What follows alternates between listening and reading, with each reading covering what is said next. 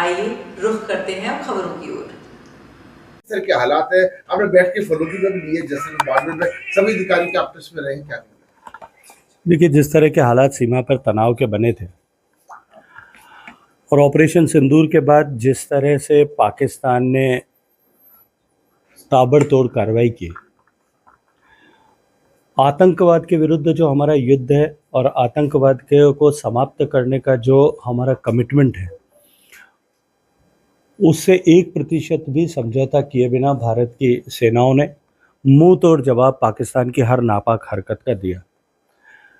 भारत के defence system ने पिछले 5 दिन में ऑपरेशन सिंदूर के इस कालखंड में अपनी प्रामाणिकता, अपनी सिद्धस्ता दोनों को विश्व के पटल पर प्रूव किया है। वहीं दूसरी तरफ भारत के जो है जवाबी कार्रवाई से पाकिस्तान का इंफ्रास्ट्रक्चर बहुत बुरी तरह से डैमेज हुआ।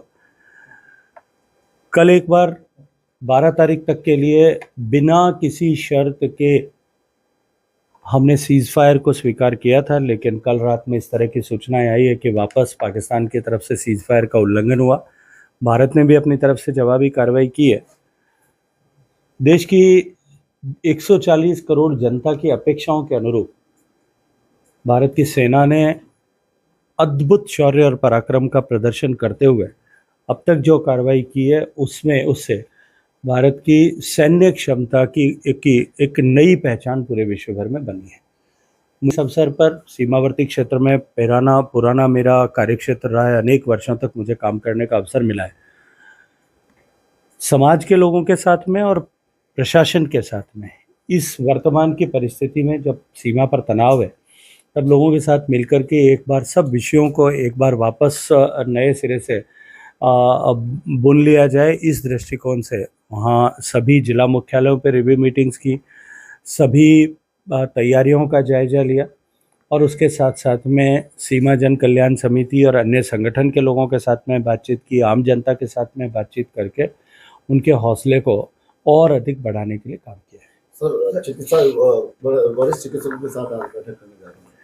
देखिए, आने वाले समय में जिस तरह के हालात अभी बने हुए हैं, सभी तरह की व्यवस्थाएं चाक चौबंद रहे। जोधपुर में क्योंकि संभाग का मुख्यालय है, जोधपुर में क्योंकि एम्स है, जोधपुर में आर्मी का बेस हॉस्पिटल है, जोधपुर में रेलवे का बड़ा अस्पताल है, जोधपुर में जो है हमारा सिविल इंफ्रास्ट्रक्चर है। इन सब के बीच में कोऑर्डिनेशन और सिंथेसिस इस समय में रहे और सब लोग सिंक्रोनाइज वे में काम कर सकें, सबकी जिम्मेदारियां तय रहें, सबकी स्पेशलिटीज़ और उनकी क्षमता के अनुरूप उनके लिए काम बांट दिया जाए, ताकि बाद में किसी तरह का कोई पैनिक अगर आवश्यकता पड़े। वैसे मुझे पूरा भरोसा है कि भारत की सेना के सामर्थ्य के सामने जिस तरह से पाकिस्तान के घुटने टिक चुके हैं, मैं नहीं सोचता कि कुछ आवश्यकता पड़ेगी। लेकिन फिर भी यदि कोई आवश्यकता पड़े तो हमको उस परिस्थिति के लिए तैयारी करना चाहिए। इस परिप्रेक्ष्य में आज बैठक